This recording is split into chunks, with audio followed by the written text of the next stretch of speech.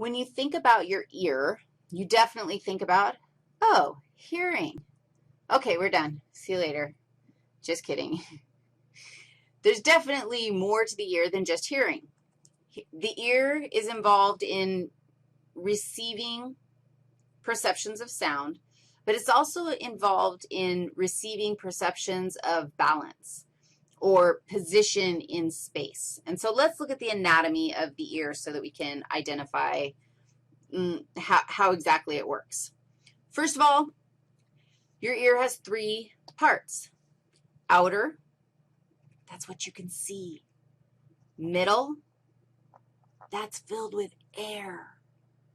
And inner, that's filled with fluid. Let's make a note of that because that'll help us understand how it functions. The middle ear is filled with air. Really? There we go.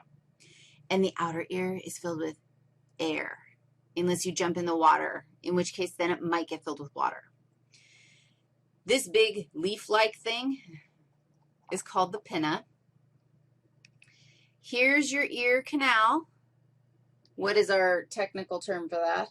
The external auditory meatus. The external auditory meatus, the EAM. The external auditory meatus travels all the way to what is this structure right here? That's your tympanic membrane. That's your eardrum. Eardrum is not good enough. Tympanic membrane. Your tympanic membrane separates the outer ear from the middle ear. Your tympanic membrane vibrates when sound waves hit it. Now, tongue was set up to receive chemical stimuli. Nose set up to receive chemical stimuli. Ear set up to receive mechanical stimuli. Sound waves. The sound waves, we're going to make them pink for fun because we have sound waves for fun, man. And they come in and they literally apply a force to your tympanic membrane.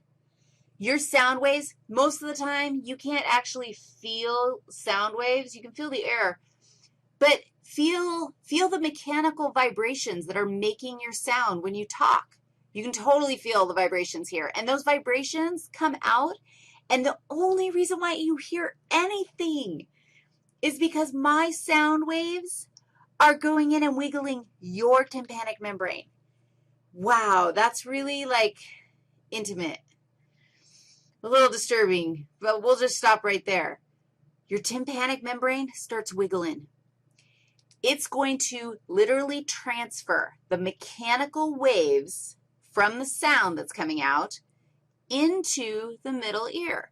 Now, if the waves just stopped, if we had just air between the tympanic membrane and our ultimate sensory structures, which are in the inner ear, then game over. You're not going to hear anything. Remove the structures in the middle ear, done. We got nothing going on. If we wiggle the tympanic membrane and we throw a bone like the malleus into the mix, once we wiggle the tympanic membrane, what's going to happen to the malleus that's touching it? It's going to wiggle too. And then if the malleus is touching, the incus, what's going to happen to the incus when the malleus starts wiggling? It's going to start wiggling too. And if they both know the incus is now touching who? My friend Stapes. What's Stapes going to do? We got the wiggles going on. Now, this is crazy. Are you ready for this? Sound wave comes in at a magnitude of 1. The mechanical movement has like a, I'm making up, just think of it as a size 1. A size 1 earthquake. It's just tiny. After it wiggles the malleus, the incus, and the stapes, your inner ear bones, your middle ear bones, the size of the wave is going to be amplified 22 times. What? Okay, so that's like me coming in and going, knock, knock, knock. That's a 1. And what you hear when I go knock, knock, knock is 22 times louder than that. True story. I mean, is that like, wow, what a great setup. That's perfect. So what? Well, stapes. Who's stapes? Touching, you guys.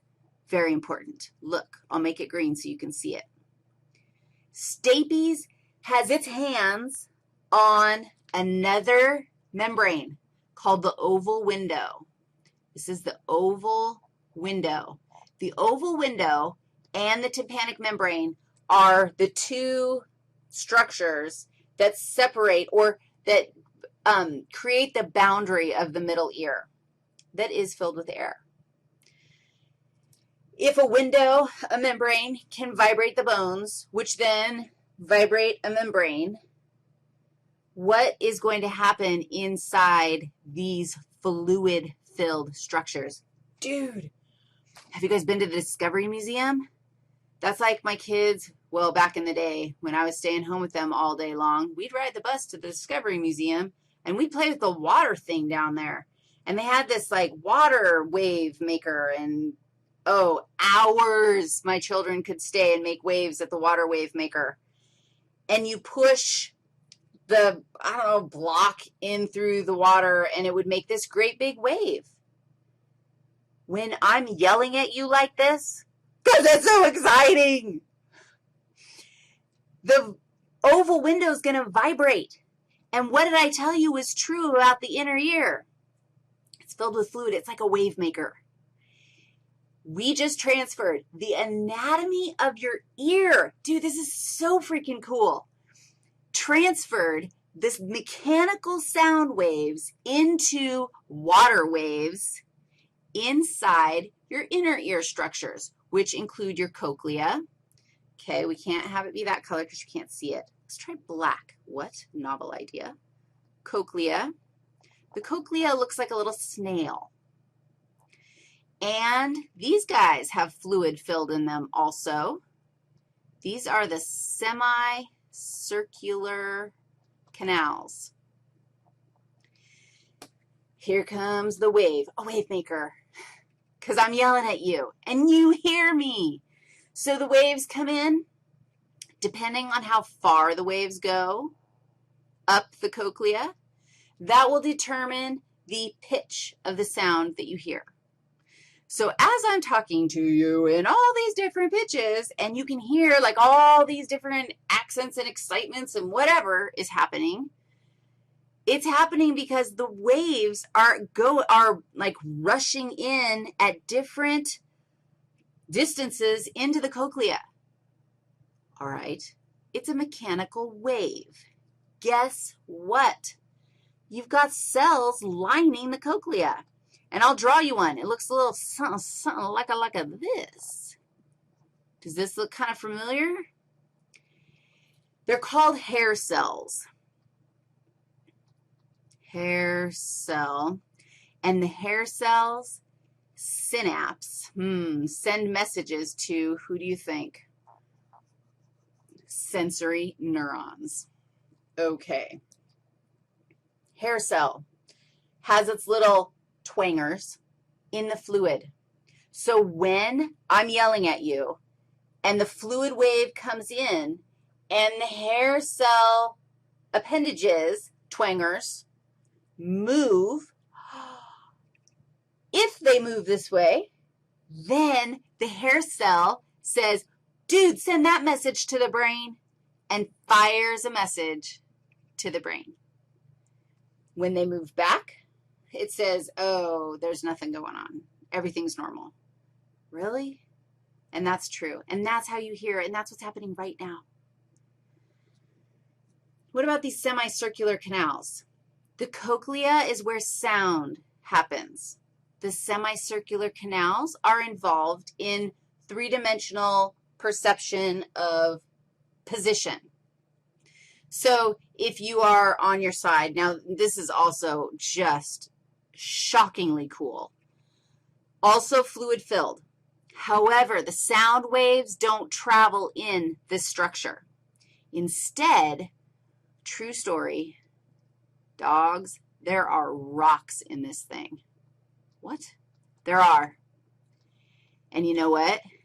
Those semicircular canals are set up now. I have no idea because I'm spatially challenged. But I can visualize two axes, like an X and a Y, and then I know that somewhere there's a Z, and there's another axis that makes it three-dimensional, and those semicircular canals are set up to perceive all orientations of space. So if I knock my head over this way, they're set up so that in the rocks in the tubes, right, are going to fall because of gravity in a specific orientation in those three tubes because of how they're set up in three-dimensional space. You totally understood that, didn't you? Because I'm so skilled at explaining three-dimensional things. But here I am with my head on my side because all the rocks fell in my ear. And my semicircular canals are saying, really? Why are you sitting there with your head on your side? I could probably fall asleep in this position because, well, we just will stay focused right now. The rocks just fell back, and I totally have a perception of, oh, yeah, I moved. I'm standing back upright again. Oh, the rocks just fell, and they send the message for three-dimensional space. Now, they are fluid-filled, so if you get waves going through the fluid-filled semicircular canals, if by spinning and then you stop, do the waves stop? No, which is why you feel like you're spinning still when you are not spinning. No, you are not. Dude, the air is amazing. Now, we have some information coming in regarding balance, perception, three-dimensional location in space. We've got some information coming in regarding sound. Let's talk about how we're going to send that information to the brain and how we're actually going to process. Like, what's the pathway once we get into the brain? But first of all, pat your ears and say, dude, you guys are amazing.